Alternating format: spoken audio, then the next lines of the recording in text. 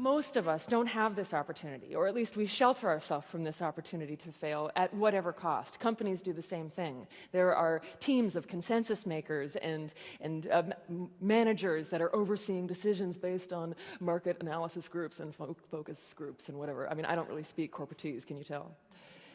But as an independent performing artist, every time I venture onto the stage or even book myself for a gig in a foreign locale, I face that fear of failure head on.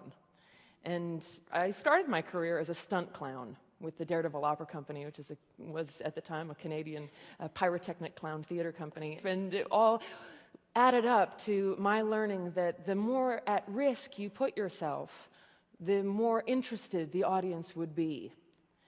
I continued my expression through the theatrical arts and ended up doing more theatrical clowning. And I discovered there the same thing was true, except it became even more true when you put your ego on the line.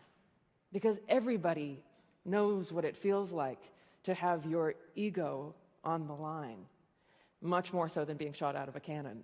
Now I find myself an international performing artist. I write and perform and produce my own shows, my own material worldwide.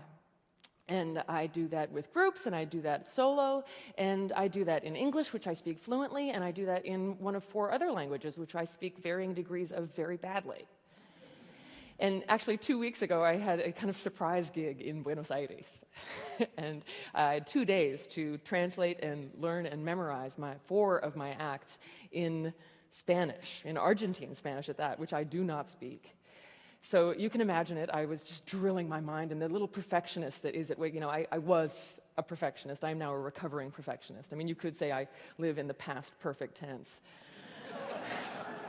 I used to think I was perfect. Now I realize I was just tense.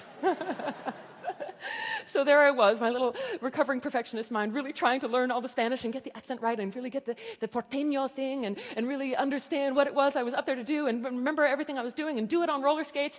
And there I was in the middle of my act, and I completely lost my way.